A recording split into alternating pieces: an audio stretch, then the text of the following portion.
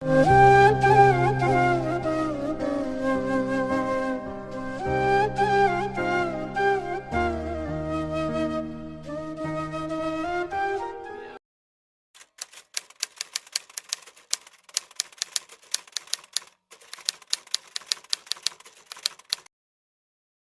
الله الرحمن الرحيم.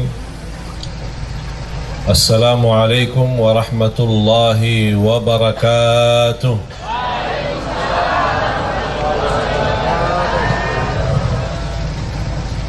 Kayaknya suara yang di depan aja yang jawab ini. Mana Bu? Di belakang? Bu? Bu? Assalamualaikum warahmatullahi wabarakatuh.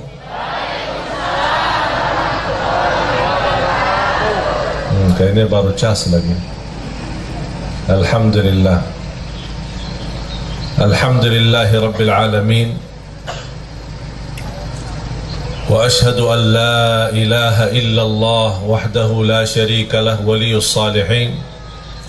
وأشهد أن سيدنا ونبينا محمدا عبد الله ورسوله الصادق الأمين. اللهم صل وسلم وبارك على سيدنا محمد وعلى آله وصحبه ومن تبعهم بإحسان إلى يوم الدين. سبحانك لا علم لنا إلا ما علمتنا إنك أنت العليم الحكيم. Para jamaah sekalian, bapak-bapak, ibu-ibu, para hadirin, muslimin, muslimat, mukminin, mukminat yang senantiasa mudah-mudahan mendapatkan rahmat dan keberkahan dari Allah Subhanahu wa taala.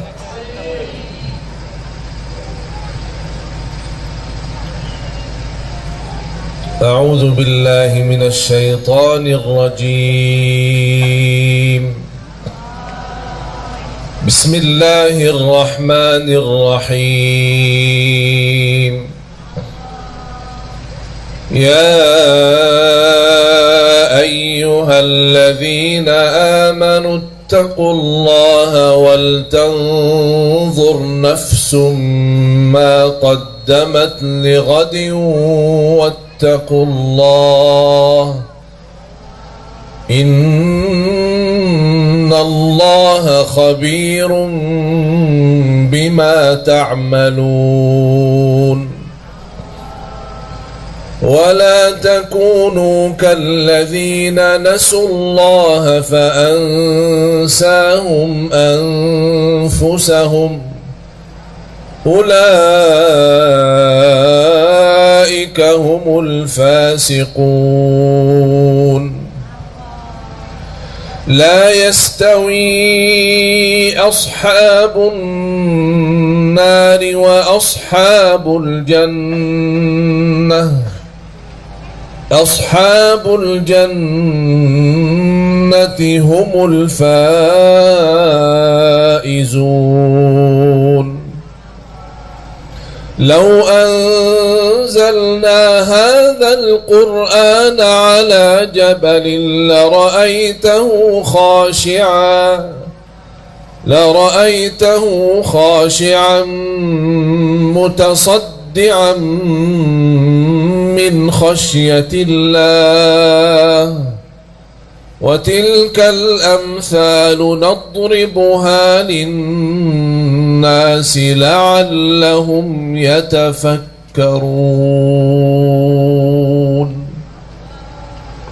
صدق الله العظيم. لعلهم يتفكرون. Kata yatafakkarun banyak di dalam Al-Quran. Tahu enggak Bu apa arti yatafakkarun? Ya Pak, tahu enggak arti yatafakkarun?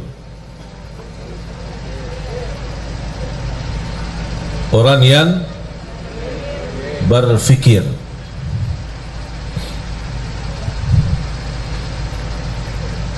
orang yang tafakkur.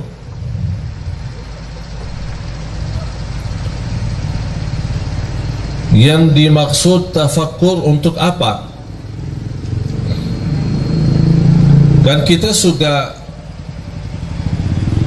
barangkali di antara kita yang berkali-kali mendengar atau membaca inna fi khalqis samawati wal ardi wa ikhtilafil laili wan nahar la ayatin li ulil albab alladzina. Apa sifat mereka ulul albab? Apa arti ulul albab? Yang mereka cerdas, akal sehat, hati bersih.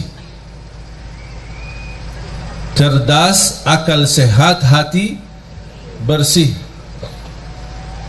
Sifat mereka adalah alladzina yadhkuruna Allah qiyaman wa qu'udan wa ala junubihim wa yatafakkaruna. Mereka bertafakkur. Wa yatafakkaruna fi khalqis samawati wal ard. Rabbana ma khalaqta hadha batilan subhanaka faqina adzaban nar. Yang membuat kita jamaah sekalian susah, galau dalam kehidupan kita, stres karena salah gunakan fikirannya, salah berfikir. Allah memerintahkan kita untuk bertafakkur, memfikirkan tanda-tanda kebesaran Allah, tanda-tanda kekuasaan Allah, tanda-tanda Allah menguasai kita, dan seluruh urusan itu bagi Allah mudah, kun fayakun. Tapi kita jamaah sekalian salah gunakan fikiran kita. Allah perintahkan kita berfikir tanda-tanda kebesaran Allah, malah kita berfikir urusan dunia. Fantas semakin usia, semakin tua, semakin stres, karena selama ini salah gunakan fikirannya. Urusan dunia, urusan nafkah, urusan lain-lainnya sebenarnya tidak perlu kita berfikir, gampang-gampang saja. Kalau Allah maha mampu menciptakan bumi dan langit, kira-kira Bapak Ibu mana yang lebih hebat dan dahsyat? Bumi, langit atau manusia? Mana yang lebih kuat? Ada yang berani berkata manusia lebih kuat daripada langit. Kalau bagi Allah mudah menciptakan langit, apalagi urusan manusia. Kalau Allah mampu mengaturkan rezeki miliaran manusia, bukan hanya manusia aja yang diatur oleh Allah rezekinya, seluruh yang ada di semesta alam ini Allah yang mengatur rezeki. Binatang, burung-burung, semua makhluk hidup yang bernyawa, Allah yang tanggung jawab rezekinya. Tapi mengapa sekarang kita banyak stres soal rezeki?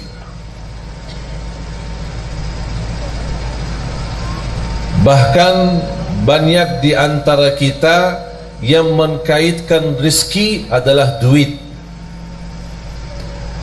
Duit ada, alhamdulillah rezeki ada. Duit tidak ada, tolong Syekh doakan supaya rezeki lancar. Saya tanya, mudah-mudahan sehat walafiat, dapat keturunan, bahagia, selamat. Udah? Belum. Kenapa belum? Belum doain rezeki. Kan udah sehat, walafiat, panjang umur, bahagia, selamat, anak saleh salihah. Belum. Terus mau apa lagi? Duit. Oh, jadi saya doain, ya Allah kasih duit gitu. Jadi kata rizki itu sebenarnya bukan uang. Kita sebagai manusia sebenarnya tanpa duit bisa hidup. Kalau tidak ada uang di dompetnya bisa nafas enggak? Alhamdulillah. Kalau tidak ada uang di tas ibu-ibu, bisa enggak buang air enggak? Bisa kan ke WC? Bayar ya? Tidak kan? Masa mau masuk WC di rumah sendiri bayar? Tapi sayang sekali jamaah sekalian, kita salah berfikir. Bukan itu yang Allah suruh kita berfikir. Bukan urusan rezeki. Sekarang kita sebagai manusia merasa diri hebat. Kita gunakan fikir bagaimana cara supaya saya dapat uang yang banyak.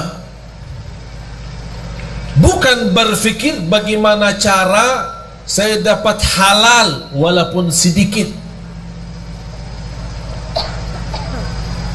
Target halal haram itu belakangan.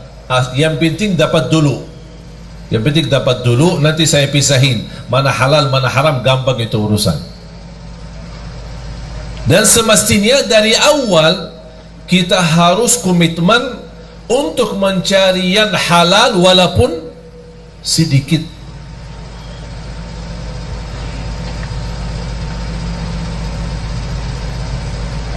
Salah satu persoalan yang menjadi sayang sekali menjadi kebiasaan,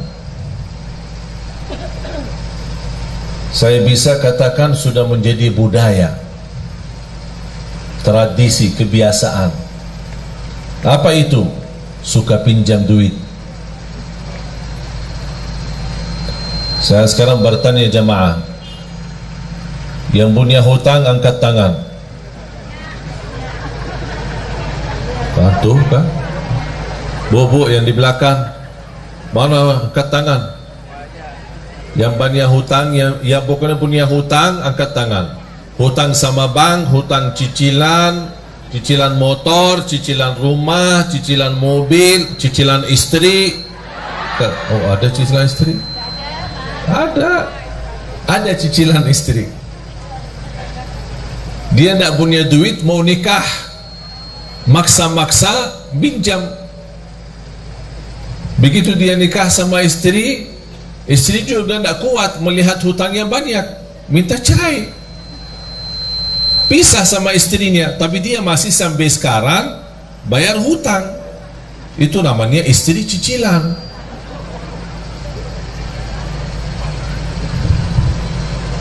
Sudah menjadi kebiasaan. Mengapa kita sudah terbiasa pinjam? Alasannya susah. Alasannya susah ya? Ya?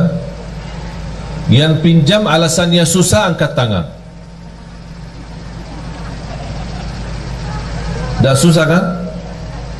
Terus kenapa pinjam? Yang pinjam duit alasan untuk makan sehari-hari, angkat tangan. Tidak ada.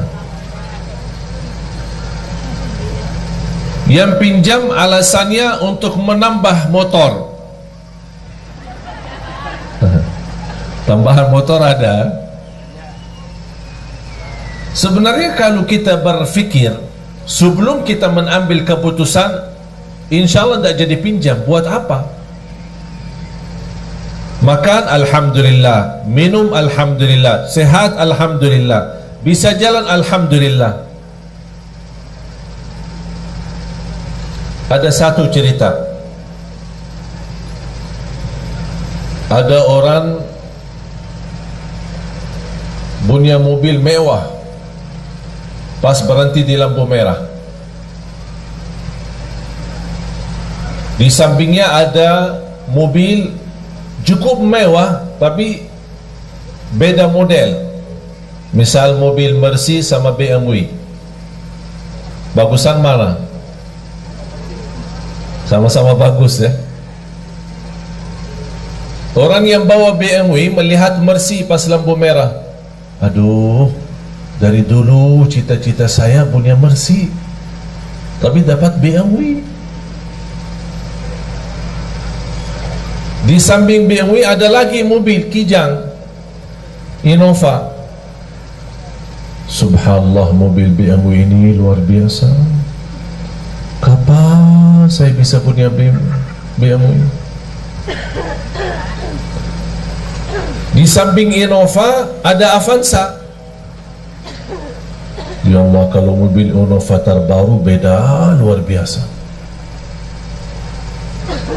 Kapan ya saya bisa lapas mobil Avanza itu?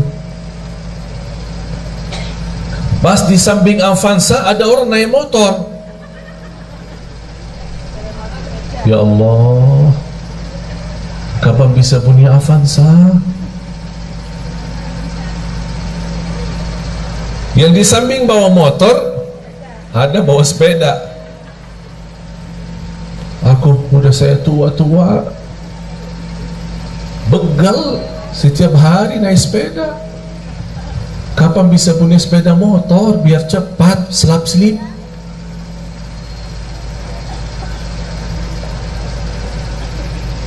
Pas di lampu merah tersebut ada orang jalan kaki. Subhanallah, sepeda tadi itu bagus. Kayaknya tidak berapa harga. Mimpinya cuma sepeda.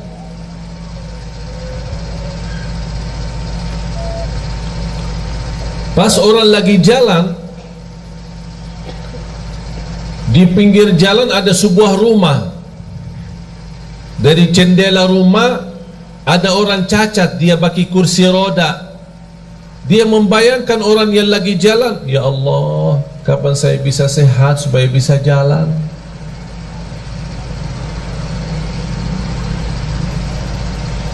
Sudah faham Bapak Ibu?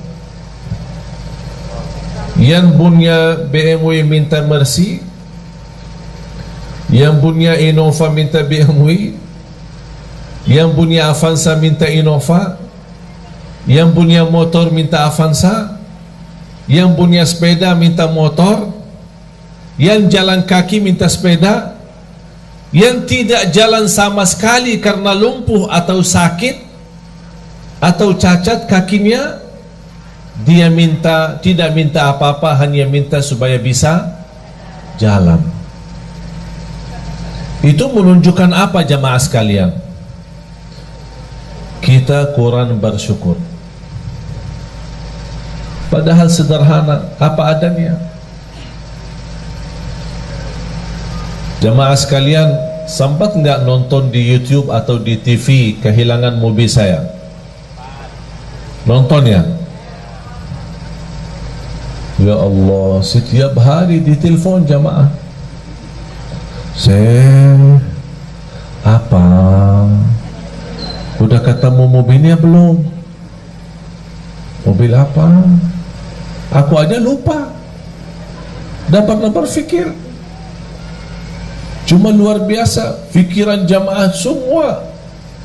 Telepon, WhatsApp, nanyain setiap hari. Pas saya tadi dari bandara ketemu orang, begitu salaman, subhanallah, saya suka nonton di TV pas hilang mobilnya. Pas hilang mobilnya. Udah bertahun-tahun di TV, kok pas nonton pas hilang mobilnya. Udah ketemu mobil gak? Tadi malam jam 1 saya tiba dari Jordan. Hampir jadwal Semarang tidak jadi. Cuma saya diinfokan sama tim sudah sampai duluan. Kasihan jamaah udah ramai. Udahlah terbang lagi. Jadi tiba jam 1 sampai rumah jam 2, terbang lagi jam 5. Udah siap-siap ke bandara. Jadi belum istirahat cukup. Tapi kita nikmati jamaah sekalian, hidup dengan apa adanya. Karena umur kita ini sangat singkat, sangat padat, cepat.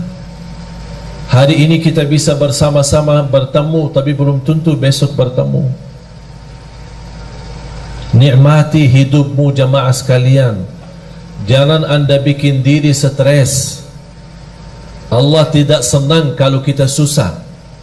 Allah tidak senang kalau kita stres. Allah tidak pernah susahin hamba.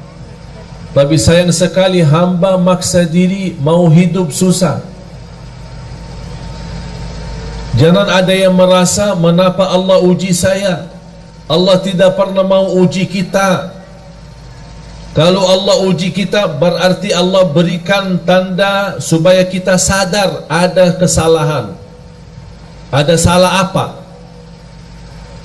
Pasti ada satu kali kita ketiduran salat subuh. Bagaimana kalau berkali-kali? Ada pernah sekali tanpa kita sadar dan tanpa sengaja kita nyakitin perasaan ibu. Kita lupa. Ada sebuah ucapan. Itulah manfaatnya muhasabah. Saya senang ketika muhasabah sama istri kita berdua. Setiap 1 minggu 1 kali. Apa kesalahan saya selama seminggu? Dan apa kesalahan kamu selama seminggu? Tahu enggak jemaah sekalian, salah satu yang membuat saya terkejut dan kaget, disampaikan sama istri. Kadang kita ngobrol biasa bicara, ternyata ada ucapan-ucapan yang buat sedikit tersinggung hati istri saya. Padahal saya tidak ada niat untuk menyakiti. Cuman inilah manfaatnya muhasabah yang membuat saya lain kali tidak mengucapkan kata-kata yang menyakiti perasaan istri saya. Allah tidak pernah mau membuat hamba susah. Allah memberikan semua supaya kita senang, bahagia dunia, bahagia akhirat. Allah tidak harap kita sengsara dunia. Allah tidak harap kita susah di dunia. Allah tidak harap kita diuji terus, tidak. Cuman itulah perbuatan tangan kita, kesalahan kita, kurang bersyukur. Padahal kita bisa menjadi orang yang bersyukur dengan apa adanya. Alhamdulillah tidur di rumah walaupun sederhana satu kamar jauh nikmat daripada orang tidur di bawah jembatan. Orang tidur di bawah jembatan jauh lebih nikmat daripada orang yang tidak bisa tidur harus disuntik. Pernah enggak dengar berita orang yang mau tidur disuntik? Pernah enggak? Bapak ibu kalau tidur disuntik enggak? Enggak kan? Bismillah, bismikallahumma amutu wa ahya, baca ayat al-kursi, udah tidur. Betul? Tapi ada orang yang enggak bisa tidur harus disuntik obat supaya dia bisa tidur.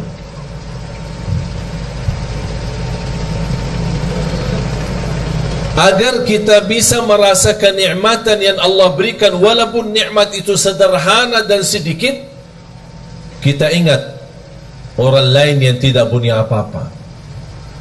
Jangan kita melihat orang yang punya banyak.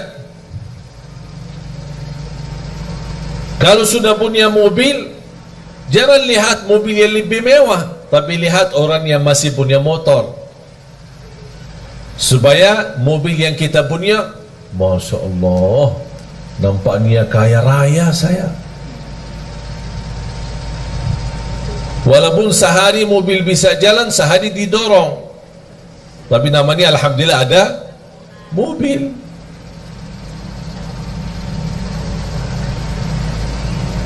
Bapak ibu, salah satu nikmat yang kita belum sadari adalah nikmat beramal saleh. Bu, ibu datang jauh-jauh kan? Ada yang naik mobil, ada yang naik motor, ada yang jalan kaki, ada yang angkot. Betul kan? Buat apa datang? Hah? Buat apa? Mau ngaji, mau belajar. Terus habis belajar ngapain? Diamalkan. Semestinya diamalkan. Terus selama ini ngapain? Diamalkan enggak? Ya kadang-kadang. Insya Allah diamalkan ya. Bapak ibu datang jauh-jauh menghadiri majlis supaya sama-sama belajar, itu namanya beramal salih. Beramal itu beramal salih, tidak semua semudah bisa mengamalkan. Itu sendiri Anda bisa beramal salih karena Allah memberikan kemudahan. Ada seorang jamaah di salah satu daerah di Kalimantan Timur. Setiap hari tanya jawab, WhatsApp. Begitu dia tahu berita saya mau datang ke daerahnya, beda tempatnya dia ke masjid pas acara paling 30 menit. Dan dia sudah menyediakan diri untuk menghadiri acara. Dan ada niat mau bertemu langsung sama saya. Saya bilang insya Allah siap, nanti kita ketemu. Pas hari H dah bisa datang. Sampai selesai acara, sampai saya pulang, sampai dia teleponan, nangis minta saya tunggu di bandara. Saya tunggu di bandara, belum juga ketemu. Sampai saya terbang pulang. Padahal barangkali posisi dia dibanding jamaah lain, dia cukup dekat. Tinggalin urusan sebentar, datang bertemu pulang. Tapi Allah belum mengizinkan. Jadi posisi Bapak Ibu menghadiri majlis ta'lim bukan soal mampu, bukan soal ada yang dekat ada yang jauh, tapi persoalannya siapa di antara kita yang diberikan oleh Allah karunia taufik, hidayah. Itu sendiri merubah nikmat dan amal saleh. Itu yang wajib jamaah sekalian ingat. Kita bisa beramal saleh karena Allah menanugerahkan kemampuan untuk beramal saleh. Silahkan pergi ke kuburan. Kalau boleh kita berbicara dengan mereka yang ada di kubur, dan mereka bisa jawab apa pertanyaan kita kepada mereka. Apakah ada yang diinginkan? Pasti mereka menjawab, kami ingin kembali ke dunia supaya bisa beramal soleh. Tapi kira-kira bisa nggak mereka kembali? Itu sendiri Bapak Ibu sudah mempunyai nikmat yang luar biasa. Bagi orang yang sudah wafat tidak bisa. Syukur-syukur kalau mereka mendapatkan berkah doa kita untuk mereka. Kita mendoakan mereka yang sudah wafat.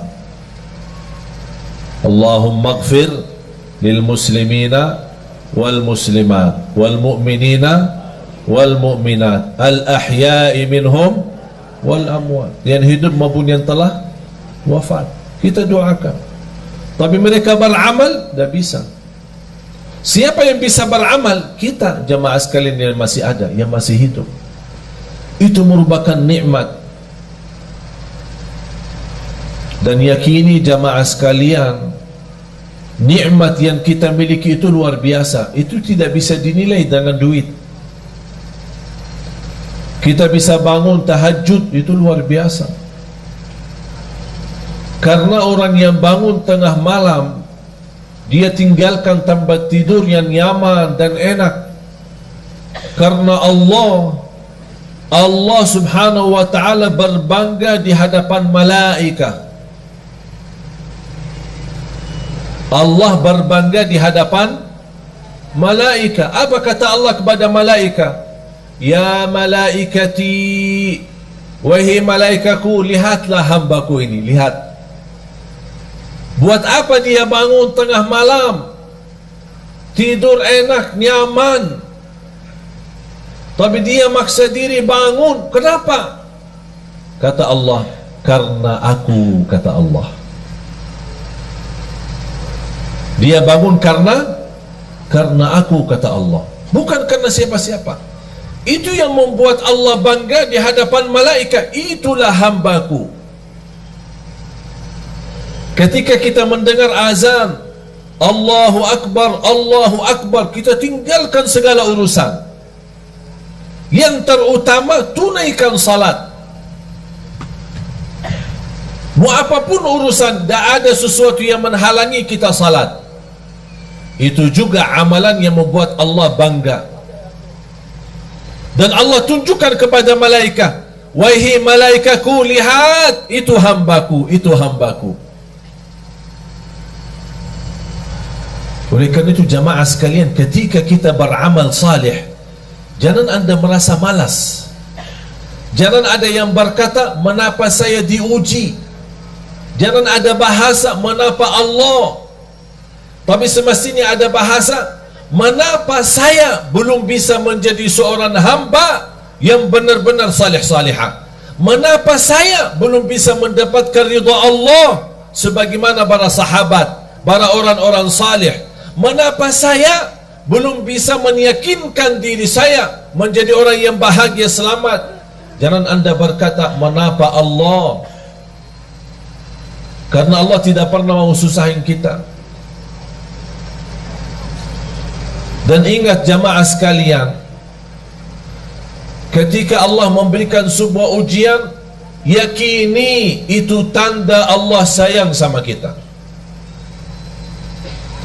Seperti pukulan ibu kepada anak. Bu, kadang-kadang mukul anak enggak? Kadang ya. Yang tidak sampai mukul parah, tidak sampai nyakitin, tapi paling-paling ya karena lagi kesal lah sama dia. Betul kan? Paling dicupit ya, kesal sama anaknya. Kalau tidak suka mukul, paling dicupit. Tapi apakah cupitan ibu atau mukulan ibu kepada anak, apakah ibu benci anaknya atau sayang? Sayang. Kok sayang dimukul sih? Supaya apa? Supaya dia belajar, jangan ulangi lagi kesalahan itu. Sama juga prinsip Allah sama hamba. Allah tidak mau menyakitin kita, tapi kita sudah menjauh dari jalur, tidak menjaga jalan yang lurus, ihdinas siratal mustaqim, Allah kasih pukulan. Mau kemana, tetap lurus, jalan kanan, jalan kiri. Ada seorang badui datang kepada Rasul, ya Rasulullah, nanti kami di hari kiamat, siapa yang akan hisab kita? Sekarang saya bertanya, pertanyaan orang badui kepada Rasul. Sekarang saya bertanya kepada bapak ibu, Yang akan hisab kita nanti di hari kiamat siapa? Siapa? Allah. Yang akan hisab kita Allah. Rasul juga menjawab kepada orang Badui, yang akan hisab kita nanti di hari kiamat adalah Allah. Apa kata orang Badui? Alhamdulillah, kalau Allah yang hisab, beres. Ditanya sama Rasul, "Mengapa?" Apa kata beliau? "Karena saya yakin Allah jauh lebih sayang kepada hamba daripada ibu kepada anaknya."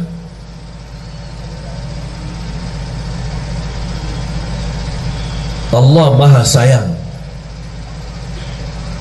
Salah satu sifat Allah Ar-Rahmanir Rahim, membagi rahmat.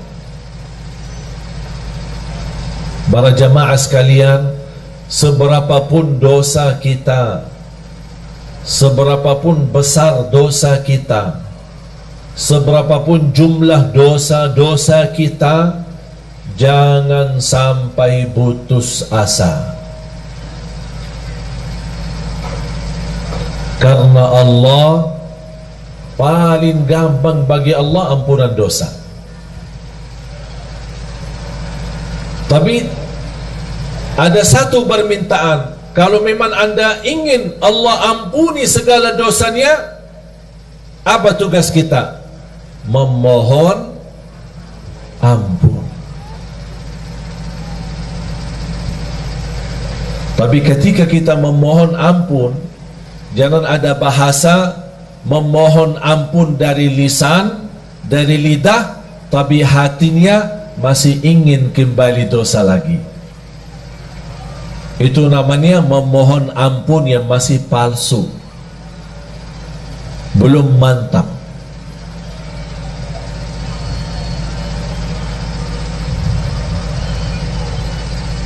A'udzu billahi minasy syaithanir rajim.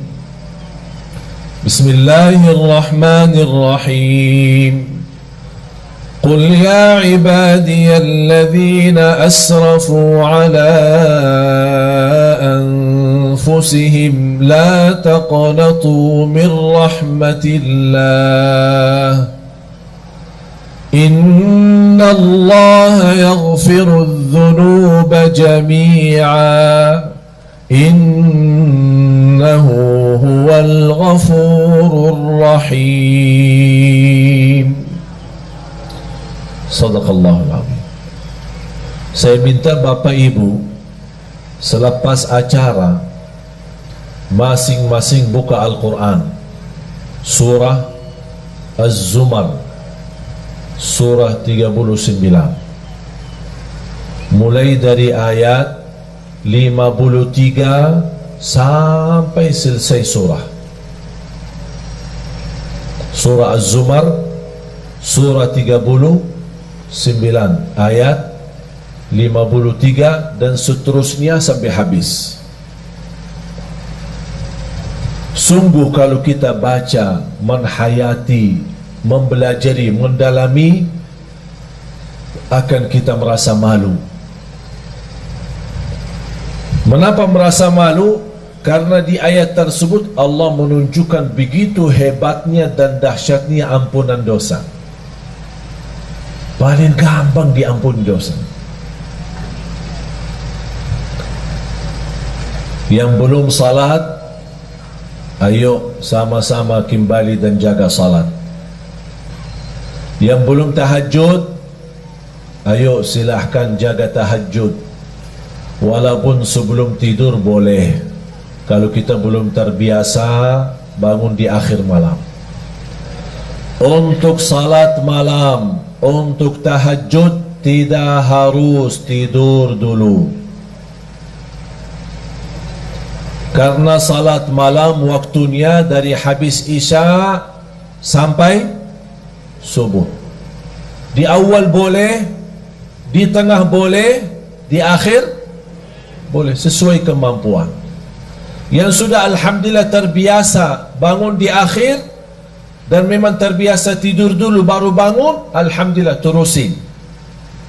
Kalau belum terbiasa, atau ketakutan ketiduran, udah amankan diri sebelum tidur, laksanain salat malam.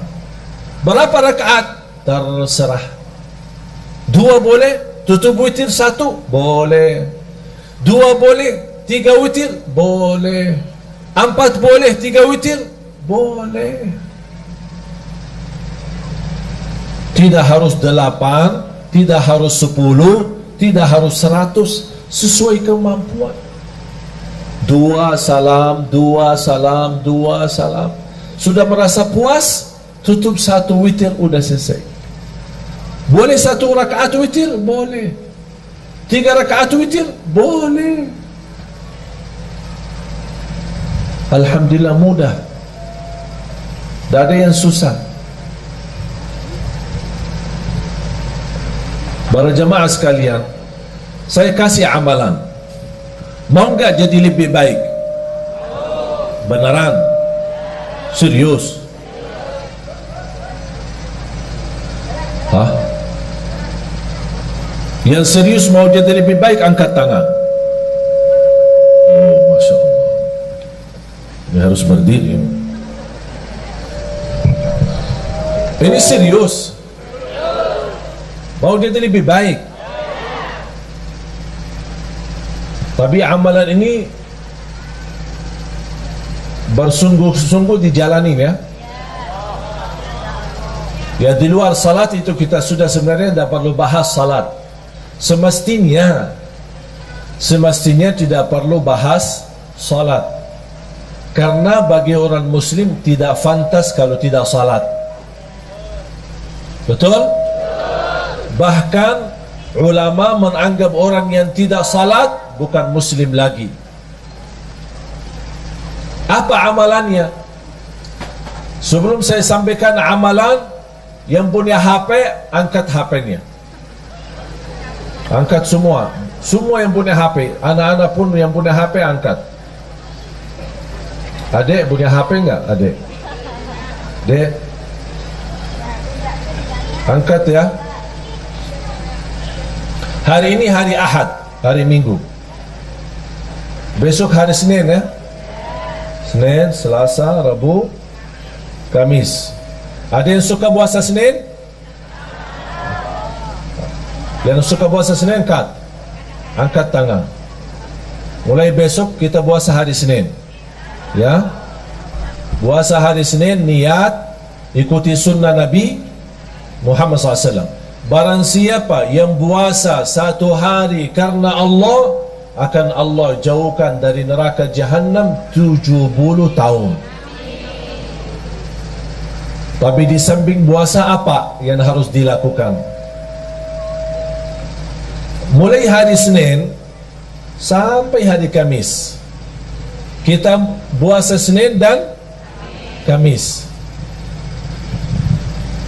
Tapi ganti daripada HP, ganti dengan tasbih.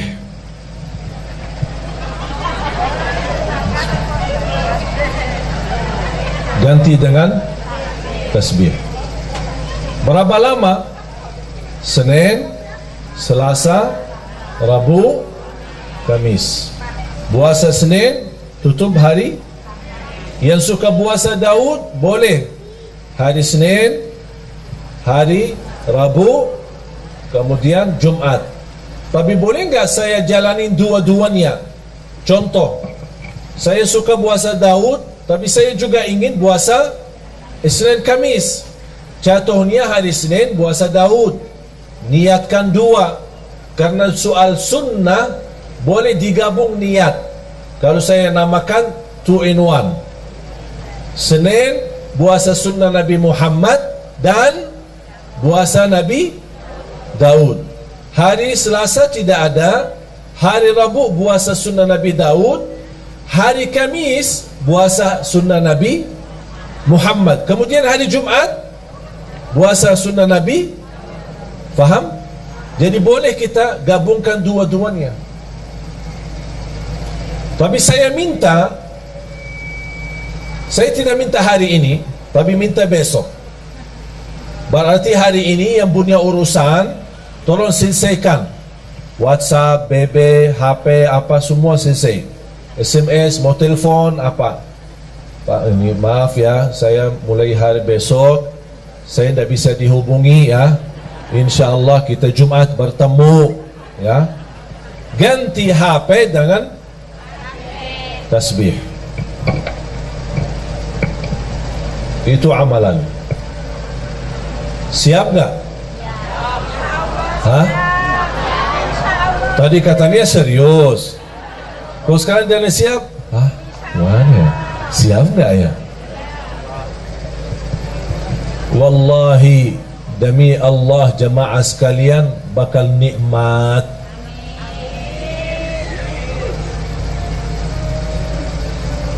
Saya dari kemarin dan ini hari kedua, alhamdulillah dah megang HP.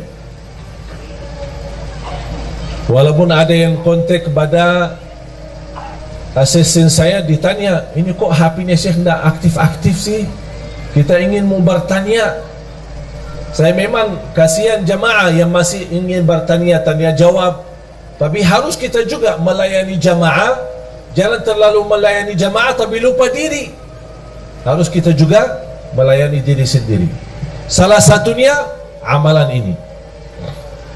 Sekali lagi, baca zikir itu selama anda megang tasbih. Komitmen? Siap? Mulai hari ini anda punya urusan, silahkan selesaikan. Begitu masuk besok, sudah anda lagi puasa, terusin tasbihnya berjalan. Mohon maaf, berapa jam megang HP? Berapa jam? 24 jam ya. Sambil tidur di samping HP. Dah tahu kita yang tidur di samping HP atau HP-nya yang dibawa di samping kita. Saya minta dengan sungguh-sungguh, dan insya Allah apa yang saya sampaikan sekarang, saya tidak mau jelaskan apa yang saya sudah rasakan, tapi biar Bapak Ibu sendiri rasakan. HP diganti dengan tasbih. Senin, Selasa, Rabu, Kamis. Kalau sudah diganti dengan tasbih, berarti tidak ada kata caci maki, tidak ada fitnah, tidak ada kata kotor, hanya mengucapkan yang baik. Barang siapa yang beriman kepada Allah dan hari akhir, berkatalah yang baik atau diam. Sudah. Subhanallah, walhamdulillah, wa la ilaha illallah, wallahu akbar, wa la hawla wa la quwata illa billah. Di salah satu zikir yang sangat dahsyat, hasbunallah wa ni'mal wakil. Ini tolong Bapak Ibu amalkan. Yang punya hutang silahkan amalkan. Dalam niat, ya Allah saya punya hutang belum mampu lunaskan. Hasbunallah wa ni'mal wakil, hasbunallah wa ni'mal wakil, hasbunallah. Terus, ya Allah saya berkeinginan dapat jodoh yang insya Allah salih, salihah yang mampu memimpin saya. Hasbunallah wa ni'mal wakil, hasbunallah. Terus, ya Allah saya punya hutang belum lunas, ya Allah ibu saya sakit. Apapun hajat kita, sebutin hajatnya dan silahkan wakili Allah yang urus. Karena hasbunallah wa ni'mal wakil, cukup bagi aku Allah sebaik-baik yang diwakili. Berapa? Bebas. 100, 200, 1000 bebas. Alhamdulillah jemaah sekalian, zikir ini saya tidak pernah berikan ke jemaah pasti berhasil. Semua hajat orang berhasil. Bahkan ada di antara jemaah yang pernah WhatsApp, maaf Syekh, udah saya berkali-kali baca tapi rasanya belum tuntas hajat saya. Di antara 1000 jemaah kurang lebih satu-satunya aja yang dia belum berhasil. Yang lain ada yang dalam seminggu tuntas, ada yang 2 minggu habis selesai, ada yang sampai 1 bulan. Tapi rata-rata alhamdulillah semua berhasil mendapatkan hajatnya. Cuma saya kaget ketika ada seorang jamaah, saya maaf sampai sekarang kok belum selesai. Saya berkata, tak mungkin tak selesai, tidak boleh, harus selesai. Kamu jujur tak selesai? Benar, sampai sekarang belum tuntas. Kamu ada masalah, pasti ada masalah. Karena zikir ini sangat dahsyat, tidak mungkin hajat kita tidak tuntas.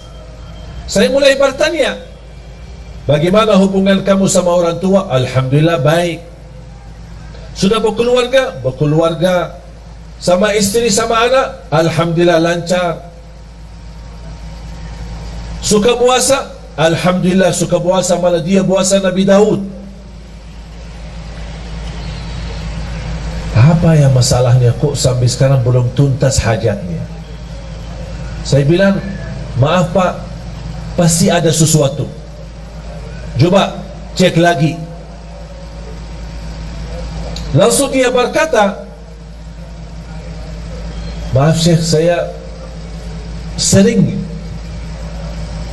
hampir sering, berkali-kali terjadi itu.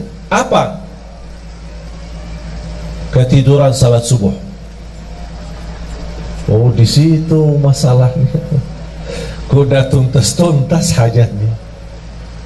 Apa guna zikir kalau tidak salat? Betul nggak? Tak ada zikir, mau dia tariqat, mau dia hakikat, mau dia ma'rifat, tak ada zikir tanpa salat. Semua amalan kita sia-sia kalau tidak salat. Haji setiap tahun tidak salat, sia-sia, tidak ada satupun diterima. Umrah setiap bulan, sia-sia kalau tidak salat. Salat itu tiang agama. Jatuh salat, jatuh agama.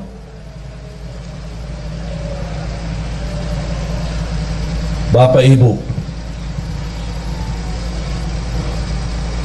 walaupun saya merasa beban dan berat untuk tinggalin HP, tapi tidak apa-apa. Kita karena Allah dan untuk merubah diri lebih baik, hanya 3 hari.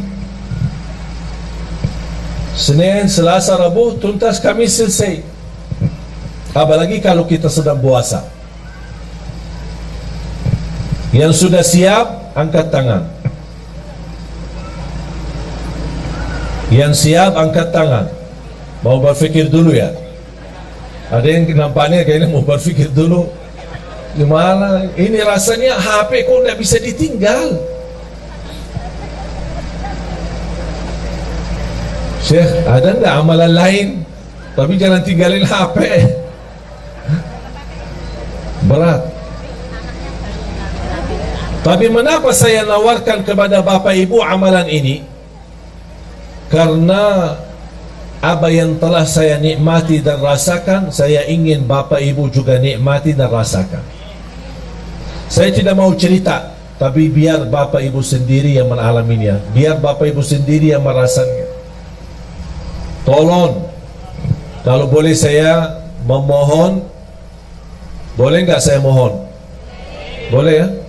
Saya mohon dengan hormat, saya mohon dengan rasa cinta saya kepada Bapak Ibu. Tolong, mulai hari Senin, off HP-nya, dikuburkan sementara. InsyaAllah nanti pas habis maghrib hari Kamis baru boleh aktif. Kalau bisa ini, saya tidak minta seumur hidupnya begitu, tidak. Sekali-kali boleh. Kalau bisa setiap bulan ada 3 hari kita jauh dari HP. Wallahi Bapak Ibu nikmat.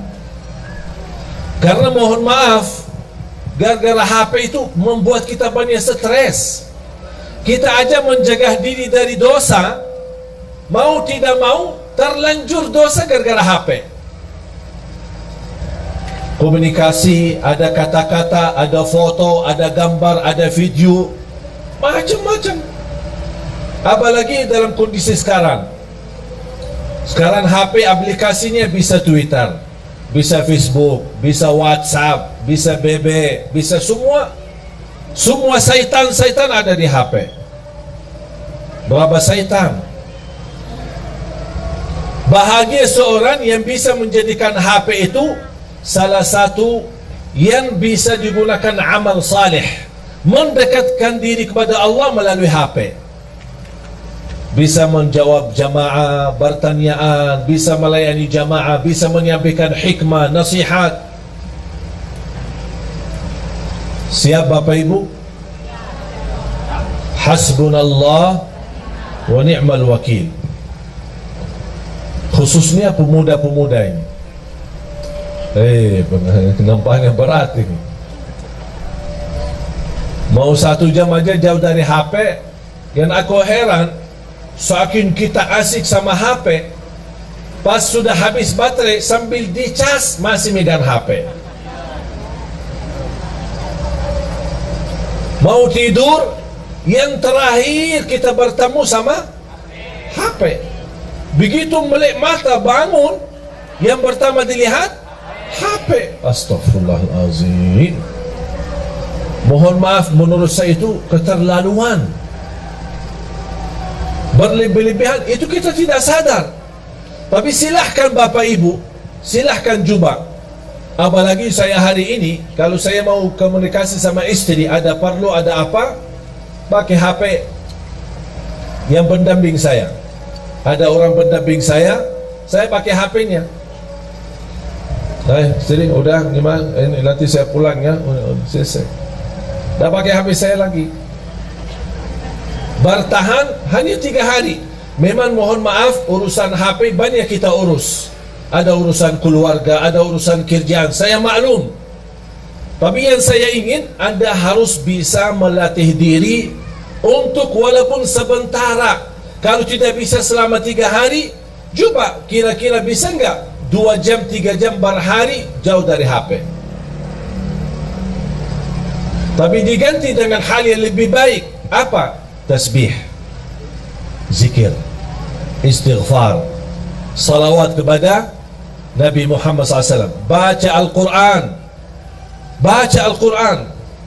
Dan salah satu amalan yang saya sampaikan itu, selain yang saya tadi sampaikan, adalah baca suratul Baqarah. Rutin baca surat Al-Baqarah. Rasulullah sallallahu alaihi wasallam bersabda di hadis yang sahih, "Alaikum bi suratil Baqarah fa inna akhdaha barakah wa tarkaha hasra wa la tastati'uha al-batalah."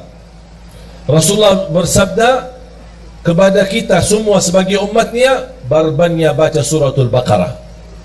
Karena sungguh barang siapa yang membaca suratul Baqarah, dia dapat diberikan oleh Allah keberkahan, dijauhkan oleh Allah dari godaan, termasuk godaan jin, syaitan maupun kejahatan sihir. Itu semua melalui suratul Baqarah. Ada yang bertanya, maaf Syekh, suratul Baqarah panjang, 286 ayat. Apakah harus dalam sehari kita habiskan? Tidak harus setiap hari. Sesuai kemampuan. Hari ini berapa? Besok lanjut, besok lanjut, besok lanjut sampai selesai. Begitu selesai, ulang lagi suratul Baqarah. Yang belum bisa tuntas baca dengan benar, atau belum begitu fasih, atau berbata-bata, boleh sambil baca dengar dari CD murattal.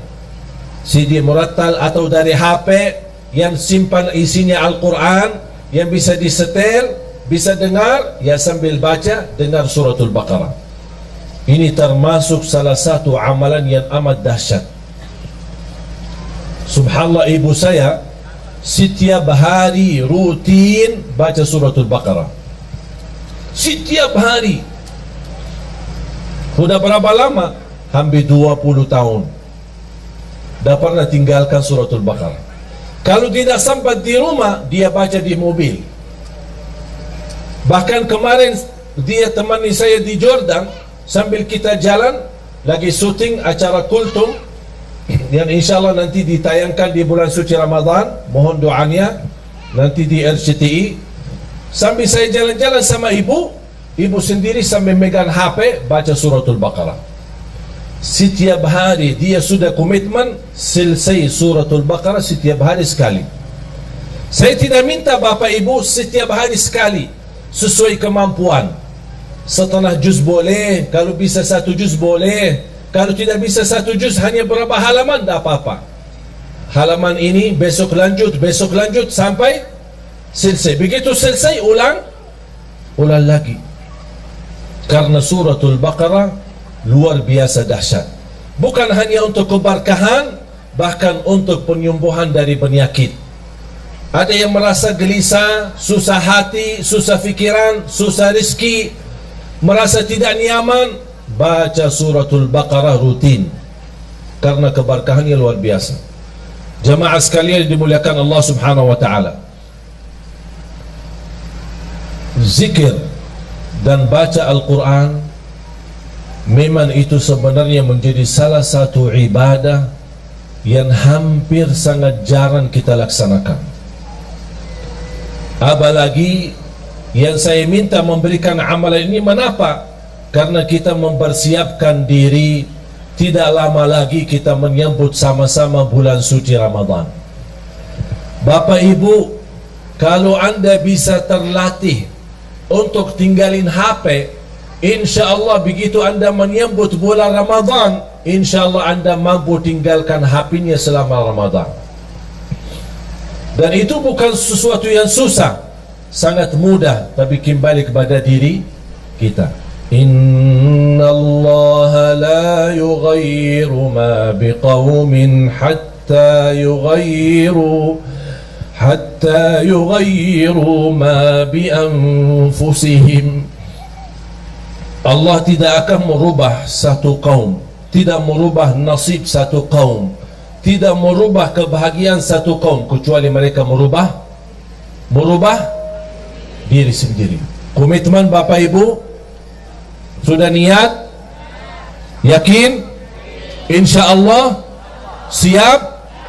Saya doakan. Al-Fatihah.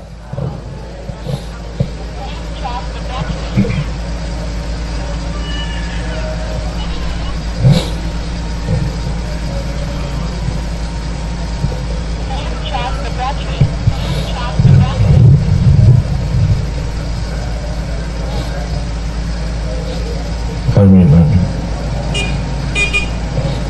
Bapak Ibu jamaah sekalian, kata yang terakhir yang saya ingin sampaikan, setiap hari, bahkan setiap malam, saya mengingatkan diri saya untuk menghadapi kematian. Setiap hari begitu saya bangun, saya menikmati ibadah, menjalankan tugas dakwah dalam hari ini, karena bagi saya hari ini adalah hari hidupku. Saya hidupkan dalam hal kebaikan, dan saya tidak pernah mimpi atau berfikir apa yang harus saya lakukan besok, karena bisa jadi hari ini adalah hari terakhir bagi kita semua. Saya selalu berkata sama istri setiap malam saya mau tidur, ketika saya berada di Jakarta bersama istri, maupun saya di luar kota, saya telepon beliau, saya minta maaf sama dia, dan saya doakan, dan saya berkata, aku puas dan ridha terhadapmu, dan saya minta maaf karena bisa jadi malam ini yang terakhir perpisahan, belum tentu ketemu lagi. Begitu saya pulang ke Jakarta, disambut dengan begitu luar biasa kesenangan dan kebahagiaan istri menyambut saya ketika saya pulang ke rumah. Dan di situ juga malam harinya saya juga sampaikan dengan ucapan-ucapan di telinga istri saya. Saya sampaikan, istriku, saya minta maaf karena belum tentu ketemu kamu besok. Bisa jadi malam ini malam perpisahan. Kalau saya meninggal, tolong doakan saya. Itu menjadi kebiasaan rutin. Saya selalu menyampaikan kepada diri saya, kepada istri saya. Dan saya harap semua jamaah sekalian memiliki perasaan yang sama. Nikmati hidupmu hari ini, jangan fikirkan hari besok, karena belum tentu hidup sampai besok. Kalau kita hidup besok, alhamdulillah, semangat lagi, terus berjuang di dunia, cari nafkah yang halal, bahagiakan orang tua, bahagiakan keluarga, beribadah semaksimalnya, salat 5 waktu, baca Al-Quran, bersedekah, dan seterusnya amal-amal saleh lainnya. Kalau kita masih ada umur, alhamdulillah masih dalam keadaan kebaikan. Kalau tidak ada umur lagi, kita tidak akan sedih, karena alhamdulillah kita sudah berbuat semampu kita yang terbaik. La yukallifullahu nafsan illa wus'aha. Allah tidak minta yang berat, Allah tidak minta yang susah, Allah tidak minta yang banyak, tapi Allah minta yang istiqamah walaupun sedikit. Ada komitmen, ada rasa cinta kalau kita beribadah. Nikmati hidupmu hari ini agar Allah nanti akhiri hayat kita dengan husnul khatimah. Jangan fikirkan besok, jangan minta rezeki besok, jangan minta urusan besok, karena belum tentu hidup besok. Faham?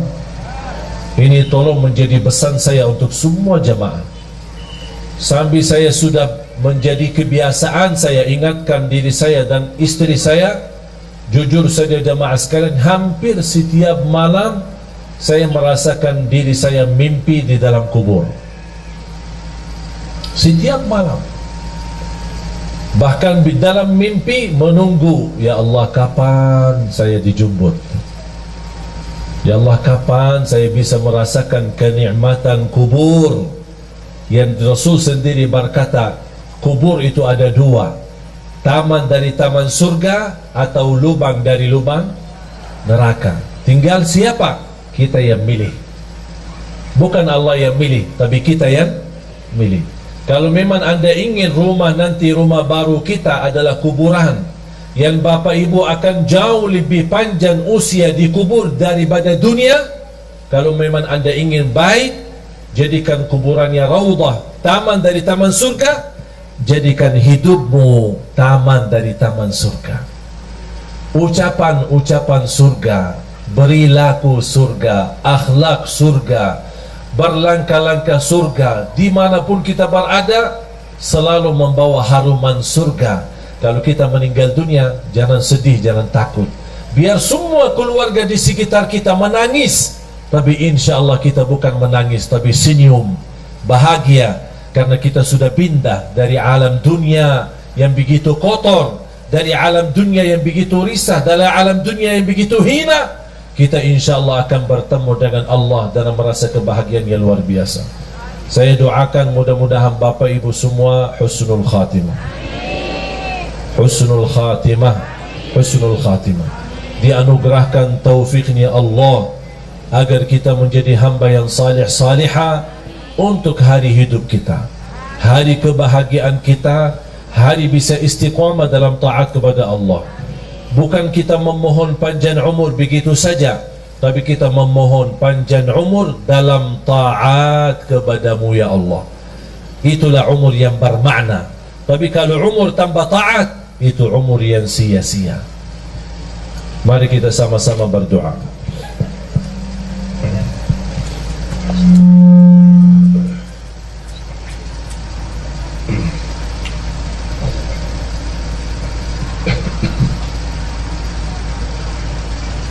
Bismillahirrahmanirrahim.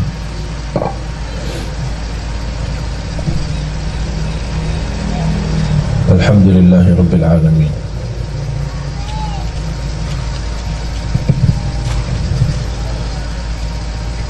حمد الشاكرين حمد الناعمين حمدا كثيرا طيبا مباركا فيه مباركا عليه كما يحب ربنا ويرضى.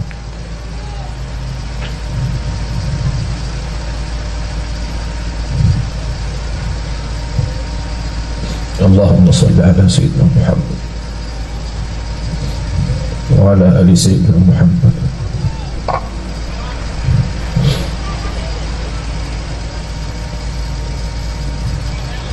اللهم يا الله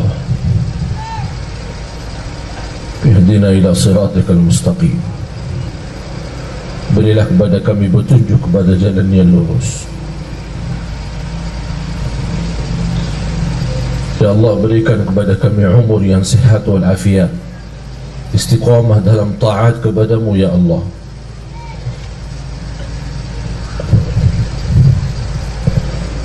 Ya Allah, kuatkan iman kami, kuatkan keyakinan kami, sempurnakan kekurangan kami, ampuni segala dosa kami.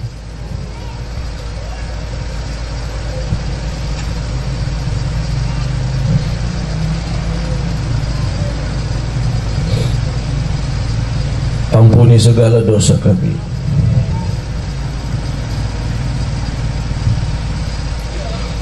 Ya Allah, ampuni segala dosa kami, dosa besar maupun dosa kecil, dosa terang-terangan maupun dosa sembunyi. Aku mohon ya Allah untuk semua jamaah yang hadir, selepas acara ini masing-masing pulang ke rumahnya sudah diampuni segala dosanya.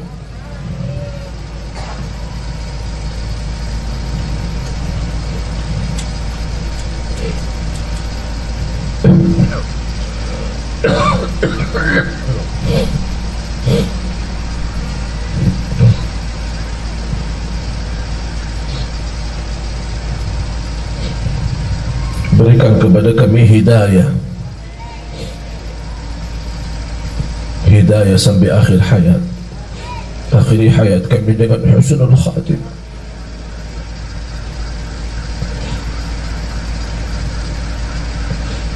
Ya Allah, kami harap dijemput di saat kami sedang melakukan kebaikan dan amal saleh. Berikan kepada kami keluarga sakinah mawaddah rahmah. Jadikan keturunan kami anak dan cucu salih-salihah, anak berhafal Al-Quran. Jadikan kami semua ahlul Quran, para pencinta Al-Quran. Jadikan kami serta keluarga kami berakhlak-akhlakul Quran birahmatika ya rahman rahimin. Atas izinmu ya Allah, kami sama-sama berkumpul bersama jamaah di majlis ini ya Allah. Berilah kepada kami kemuliaan, sama-sama jumpa lagi di dalam surgamu ya Allah bersama Nabi Muhammad.